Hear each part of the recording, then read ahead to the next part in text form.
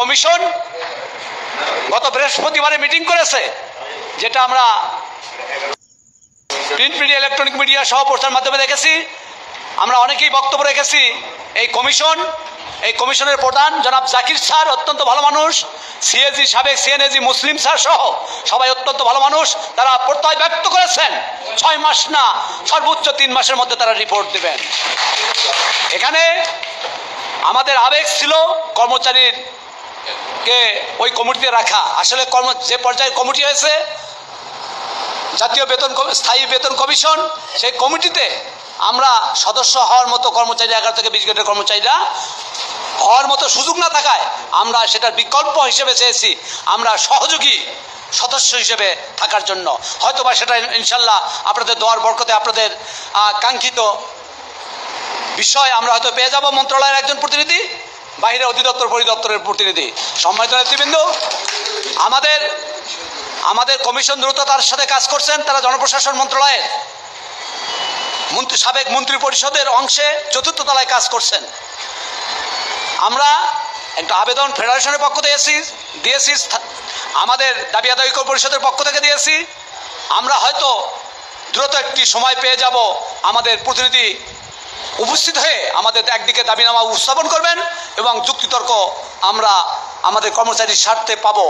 আমরা এতদিন চেয়েছিলাম 1:5 2015 সালের 8ম পে স্কেলে, এবার আমরা চাবো 1:3। সর্বনিম্ন আমার রফিক ভাইয়ের প্রস্তাব অনুযায়ী সর্বনিম্ন 40,000 টাকা আর 1:3-তে 1,20,000 টাকা। এটা আমি ব্যাখ্যায় বলবো যে আমাদের কর্মচারীর থেকে কর্মকর্তাদের অনেক বেশি সুযোগ সুবিধা পান, তাদের গাড়ি সহ নানান সুযোগ সুবিধা থাকে। এই জন্য আমরা 1:3 করে আমাদের সর্বনিম্ন বেতনের স্কেল যেটা আলোচনা হয়েছে, আমাদের সুন্দর একটি প্রস্তাবনা তৈরি করার জন্য আমাদের সম্মানিত উপভোগ কমিটিকে যথাসময়ে তারা যেন 5 দিনের সময়ের মধ্যে আমাদেরকে আমাদের কাঙ্ক্ষিত প্রস্তাবনা আমাদেরকে দেন, সেটা আমরা যাচাই বাছাই করে আরেকটি মিটিং করে আমরা সেই প্রস্তাবটা চূড়ান্ত করে আমরা তৈরি থাকব। পে কমিশন আমাদেরকে যখনই সময় দেবে আমরা আমাদের দাবিকৃত প্রস্তাবকৃত পে কমিশনের জন্য যে দাবিসমূহ নিয়ে যুক্তি তর্ক দিয়ে আমরা তাদেরকে বুঝিয়ে দিব।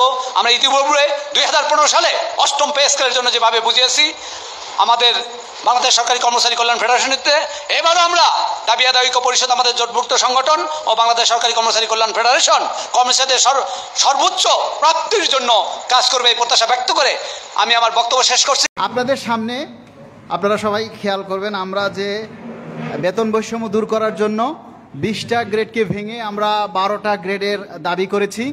সেই 12টা গ্রেড কিভাবে ভেঙেছি সেটা আমি পুনরায় আপনাদের কাছে উপস্থাপন করছি। অনেকেই প্রথমে শুনতে পান নাই। 12তম গ্রেড 20, 19, 18, 20, 19, 18 এই 3টা মিলে 12তম গ্রেড আমরা প্রস্তাব করেছি 35,000 টাকা।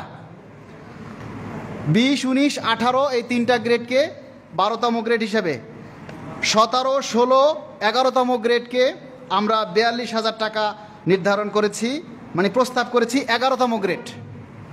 15, 16, 17 3টা। এবারে 14, 13, 12 3টা গ্রেড মিলে 10ম গ্রেড, এটা আমরা 50,000 টাকা প্রস্তাব করেছি। 9ম গ্রেড 11 এবং 10 এই 2টা মিলে 9ম গ্রেড 60,000 টাকা প্রস্তাব করেছি। এবং 8ম গ্রেড হবে 9ম এবং 8ম গ্রেড মিলে, 9ম এবং 8ম গ্রেড মিলে 8ম গ্রেড 65,000 টাকা। 7ম গ্রেড 70,000 টাকা, 6ষ্ঠ গ্রেড 75,000 টাকা, 5ম গ্রেড 80,000 টাকা, 4র্থ গ্রেড 95,000 টাকা, 3য় গ্রেড 1,10,000 টাকা, 2য় গ্রেড 1,25,000 টাকা এবং 1ম গ্রেড নির্ধারিত 1,40,000 টাকা। এটাকে 1:4 অনুপাতে গঠন করা হয়েছে। এক্ষেত্রে আপনাদের যদি কোনো মতামত থাকে সেটা আপনারা বলতে পারেন, সেই অনুযায়ী আমরা পুনরায় কারেকশন করার চেষ্টা করব। এবং অন্যান্য যে ভাতাসমূহ, সেখানে বিশেষ করে বাড়ি ভাড়া ভাতা ঢাকা মহানগরীতে আমরা 80% প্রস্তাব করেছি, বিভাগীয় শহরে 70%, জেলা শহরে 65% এবং থানা উপজেলায় 60%।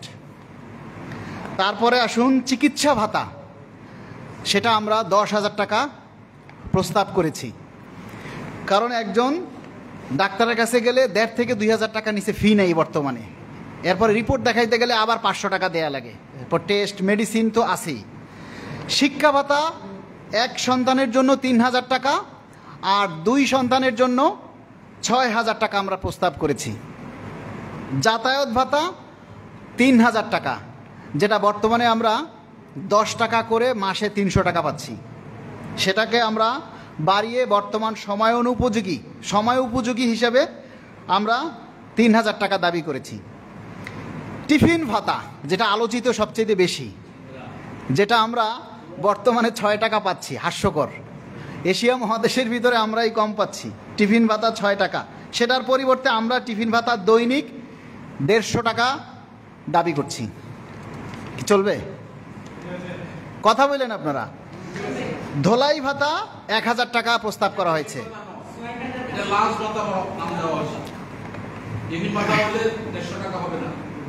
এবারে প্রতিরক্ষা মন্ত্রণালয়ের ন্যায় রেশন পদ্ধতি চালু করার জন্য আমরা দাবি করেছি।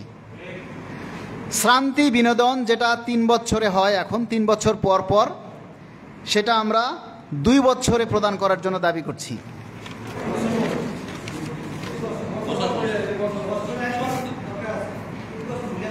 হ্যাঁ, এটা কি প্রতি বছর শ্রান্তি বিনোদন?